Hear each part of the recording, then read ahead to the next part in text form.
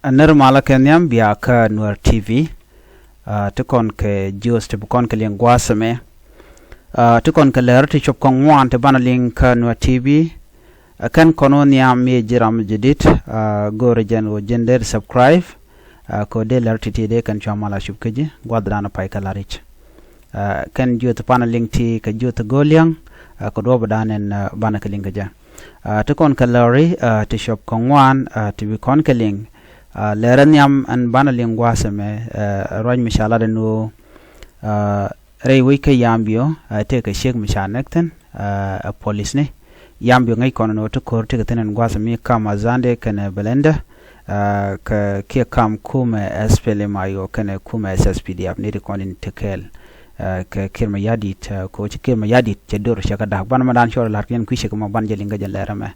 anyok bana right kala radian re which ka juba ti ka gadang raw ti shi yeken tesnian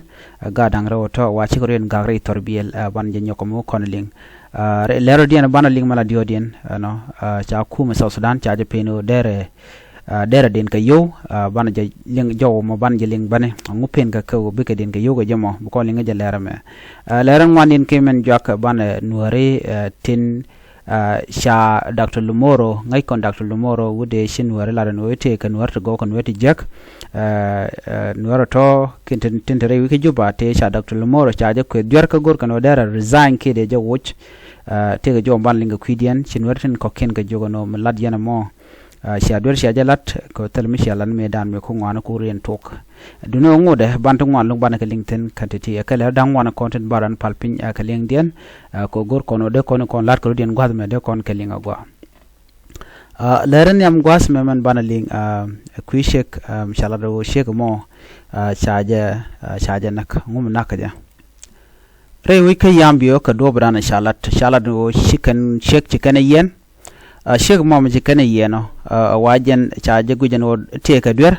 wa ken te ka michi to gre dwarien chit ko dong wa te ka gat michi bat an gad mo wam badamo badaka kwide en shek mo e dong gadaman ke mitere dwarmo wam chaje yeno chaje nang duel yena ko do brana shalat ke je an gwasa mo shi neten kon tila police ni ka war ke gwa dana dong cha shek mo cha yenten chala no ken shikan shek mo kan o duech polini shop ko ngwan mi shikana duejo wa chike shek mo kana naka duech kan polin dang wana to cha ka yen kume mala kume dien ko chicken shek mo kana onak gwad me men biya kula ngach wa shek jen wa dwera de je kula luk no mi gwandur ka ki tele je dwer bon men jito gene wa rewujen winami ka yambi wa tetera tegaten kam ngai kono kama zande kana belenda ne wa te ka garik teteka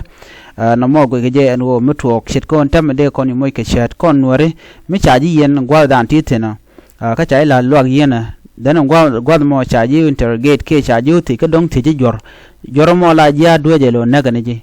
di nen wo mi chaji do chaji do ke ba point ba je put ke ba je mo ka bot point du mala kana let la do ke ne je lo bi jen point du bi rem ala riem mandanen men ko el do ke je ballo ni reje mi chiken ya do ba ji nen wo jen do ke ji lo ba joyra chi jen la do ke lo nakana ji ke beteka men chal ke no beteka bishute ka karig me biju je gwada danan be waji kan shek me kan yu doch ne do ni shek ka de ne be jelon kam ko le lawut so na mo wa wo dong ra mo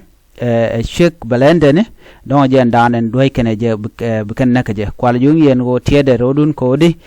mi chaji kep gonter ga chai la lo yena gonter mo la ya gorno be ju nakten gor jen wo de je tire na mo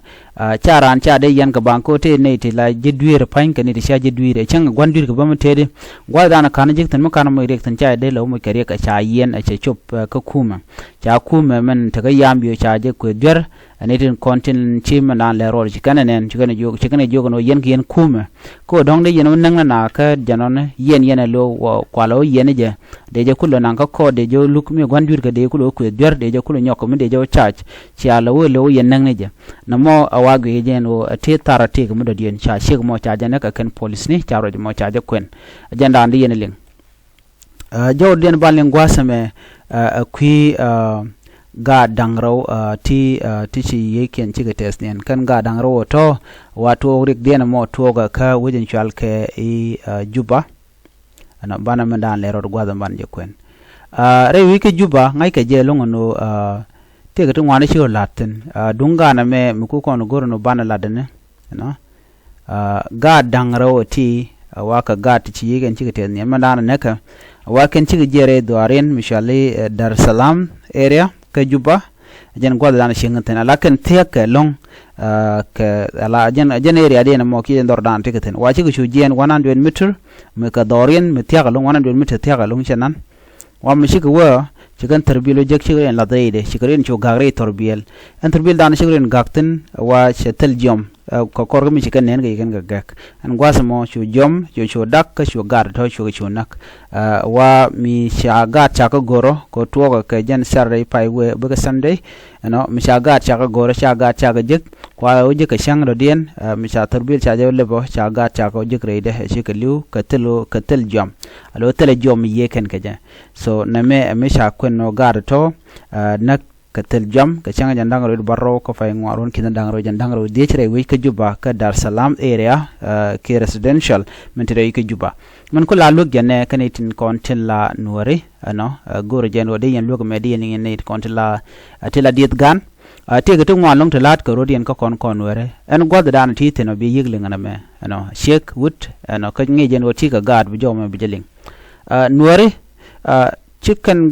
luang kami rom kan ke jan gwasme te gad ngwala jele karar keli bugad be jen dong brodo yor ye dong der mwa dong de chiro ye da dor kim rega mom de togo wa chicken gad ken chicken ketit ada kul woko alagat gwal dan ngode kwa gor jen o bajetit mise dittala rek bu ko de ye ko rom tong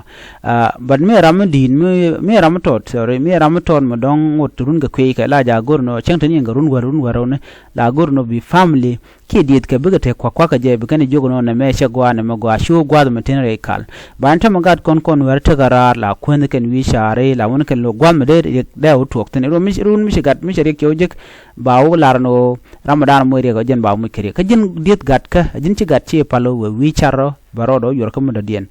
ke je jere kal gwa dan titen especially re ga gwa da me mit gat mit re kal ka jeno she jen da ngwang no ba jo kina barada dien ke ba je kep ko bom so gore jeno ga de karom de ka gwi de ga to gwa dan tanaten ne me dera kel me do kana dialan konti len ka ro gwa da men go chana luka me chana youtube ka kwi gan agada ka gwike ko gan mi che jene cher che thoklar yam mo jere gwal dana jero moire ko ken kwi kan ngak tel ngai ken che gar ti charo ro la re torbiele ga ko re torbiel ano me chi to ka jen pai do ga pai wo jen juba ba ano no ka South Sudan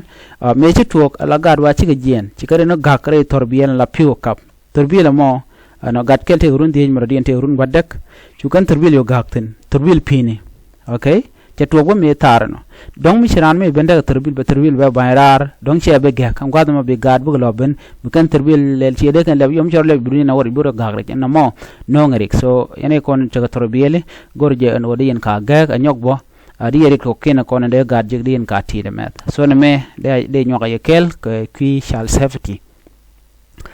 bana right ka kwi kuma South Sudan chala do ken chaka peno den ken ka yo kuma US ke ne de continent te ka welbang bana jo me ban je kwen ka do bana chalat ke ja ala ken wa chi ka jien che me ngai kon ne chi ka jien chi gore wi ka gwadul ka US ka Washington ala welbang group development finance waken chaga jogo kum South Sudan no dene den ke yo to shop ke $300 million million to kudang jok $300 million ka yo to wan long wa yu mi jigan ke tiga kum dung US no de ka den ka well bank wa chaga jogo no shaka deny ta jo o tele yo to bia den ko recordun nyo de gwan wo fanne la ne akam yelen wi hangar ka so ko kujamo tele yoru biya den $300 million to biya den cha jo mo cha ja kwen wa yote la tup ko la ya corrupt na ka ka bukan la na ka regime ne ken shanga civil servant cha ga pay anyok te ka individuals nei ti chu corrupt shanga ja kan well bank ko ji well bank la ka record la kana keep an gwa dan chi yo mi ka jien ka wo ka re wi ka South Sudan bukan ka monitor no gm nga ka gm nga chi ko teno cha ja no ka ne ko la ji South Sudan yo mi chi ko wala kan ya kokno dorar shi mare wi ka South Sudan chicken dul chicken ka latel building net let ken kra wi ka South Sudan la chicken development chicken let la we koram ne ken bukan yo bukan ko cham namo shagu je kuma men ka wal bang no sha South Sudan cha ibn go be den ka yo anyok cha ja den nok panya no de ka den ka yo ko ga jen ta me te ka kor kir me yadi langa je no jino no mal cha je nok so ku je mo shi wal bang shi ken denied lo de shi South Sudan chicken be den ka yo ka ka $300 million koni kan lada no biken gaden cha chu lok cha ga pendin na me are kel mi bej entama ka queen economy ka re wich ka South Sudan ko me sha yurun kon de kan gaden cha ka ku pen ka ngom betu ko gwada dan en wo wonyam kon kum South Sudan en gwada ngai kon no already ala peace agreement che yik collapse anyok embassy to wan jen kan re wich ka South Sudan ke Juba chet ke American embassy ene chaja gak barantam wale de met changna mentaleji America titere de tungwan wa cooperate de met logana anyok embassy ko ken bachi ga nyoko mijen kan ga kan embassy ne kere wi ka South Sudan ko chagu jeno wona koro kan ka woniam chet ke ma ngai ke jen go kuma di altino Dr. Yang ma charja ngore le duel yena kanen jikware kana me wa kel mi bi South Sudan be je nangre kor mi charod be nyok kami e broda kap chunga je kana kono dal na ka so cha $300 million ten cha te je kum South Sudan cha ga denied ya jugo no cha bi kam jota to na me de yena leng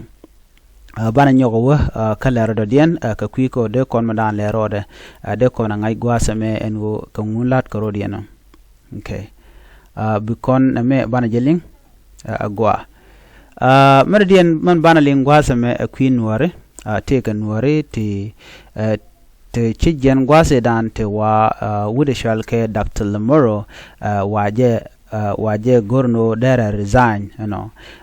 nuaratin te kajuba shaka kwe dwar nuaratin ko ken ke kwi Dr. Lamoro agenda an ban kwen gwasa me ngum shoda lar mi kwe de ka dwar ka je ki ngum lero daga je bantin kon lat ko dinga social media ken yambana kaling la ka social media che te ka reaction mi din mi chito reaction na na yito gane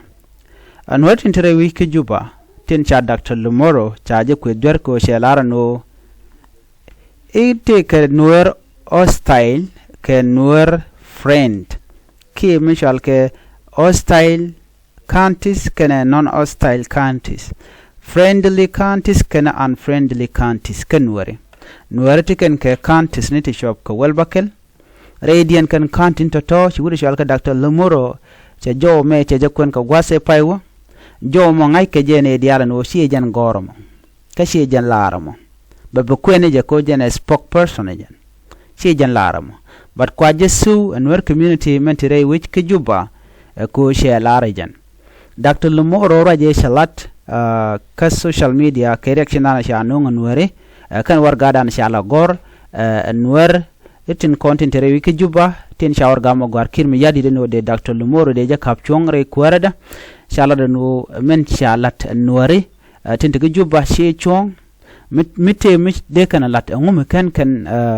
kume dunkir ma yadi ne gwase dan ko gat ko ko wanka je gad tienti ci te lis ci mar ne mem lat kan je ga jowo bang ci galiw ti cha ne ke chemical kume kir ma yadi cha ka ne ka min shal ke incendiary chemical cluster bomb mlayor ka pinyal ke gas be pin ba je dop keliw evidene ka tin chu manatama munyo de gwano shikir ma yadit cha gada tiene shakanak gwikenke shang ode kan ka condemn de ka kum kim yade de kan condemn wan dien na kanure teketin angum di de long me de ga Dr. Lamoro de kan bi ku jor ka jow mulara ne je ka tugra ra dien ka tugma koilwet ashima tuk den point de wuri shal ga Dr. Lamoro che jan gorom anyok point de warga gwar ka tin wer teketin mo wa kantin wa ka linyono content ti ka hostile ka content tin ka friendly ka nuwar gorom ka nuwar to ka tin ka tigare kuma ka kirma yadi ka bit kan tama ka bakarar ka wun mishal ga Dr. Lamoro ko jane wun nyam wun nyam jen ka Central Equatoria ka shi barar ka je kwet kana dwer ka medan me na kanware kuma jane kirma yadit ka tin ma kwelwed ne ka tele mi kana lar ngumo kan kwed ne Dr. Lumoro kan kwed dwer ka jama ka pain ken ngumo tel orgami kan gor wal kan gor kuma no jin mi shi lado ne naga gat mi jak gwanan nang nat wale gwane roja jega lat ka shon waru jeng nang nat wala jeng roja lat ka mene wude me en go nuar she ka nuar friendly kan friendly nuar ke bad nuar ke gun nuar men jega longa nagan ne de naka ka match me penyal ka tele mi kana men condemn tika ne gwade dan me naka nuare anyok kuma Uganda men cha no rewi ka South Sudan mela kana gor shiang wudi shalke muozi gat Yoweri Museveni mechi berege juba ngum ken kana condemn kana gor organo go mishala de kin yadi de longne mishala de wudi shalke Museveni me longne gan Museveni ko la lara no nuare ba kanak nokono ba nuare nak akalo kono ba banaro je no te nuare je kan nuare go so na me reaction dana sha nong anwar ko ken shaman let kana sha jalok ko kan kwet gwade dana na kanwari kan tek nwari kan gang chi jan to da me malat ken je ga to gane ilat kan o ba ne ti ba kanak ka tong ni jan no kantin titene je ka kantin tite go ka jano gwade dana kanwar tante mi shi kan chak laraje naga dida naka nasir angun la vera reason for the longo media midini jana kude shala Dr. Lumoro malareje ka tok ma kwelwet dera o chikan lawne jankoro dien ko kan bukwedo kan bunwar nako tele malar kana yoma cha doro dien mi chawraje bikana gorno bikana wo yar chika udame enesen ka ke enesen kan wara ko ken we lana je ka jogut ko men chal ka Michael Makwelwet che jawre mete rambe ken su Michael Makwelwet ken kin mi yadi de nang nuare ke kuma Uganda mala roy ni shanko ban war bakanak kan continent kon la continent ken kan continent dang bongon den chale belno kan friendly kan kanin kon boka ni shanko war kan shangber kadi sha isolated already kuma kirma yadit kan netin kon lan war titradian ka kan war nen kon gati gwadame whatever they do o binwari bikliu so na me chere action mi cheje ngono che chuang ngu kan kuma kirma yadit kan kana ku joro no gwade dane nakana me ba ku Dr. Lumoro ba ku joro e ko cha jawo cha jalar a real perpetrator real killer e kin me yadit ke Makwelwet kene ji kware ko ken kene de content nakana wudu shala pol nang na chol ton ba long ne pelien kene mo yen wut me todo me yos kene je ka jaw bang kro jala spokesperson wina nang rere ka ano bi alar no be resign ke ba jawuch ka jana netin kontin nakanware ka tante ka wi kwam bidyen ka sha ka jogudi ku yen lo ngeng ka wudo dien Michel Dr. Lumoro so na mo che chong ka jowdana shalat ke je ajena na gora de nywa yakel re ler kaname jin mi jiram jidit ka Nwar online TV channel ke ka Nwar TV gora jen wo jin der jen nywa nas ko ken ko de jowo me da kwa mala shu gontin kon gor kon ke de ko tin biata kamal bye bye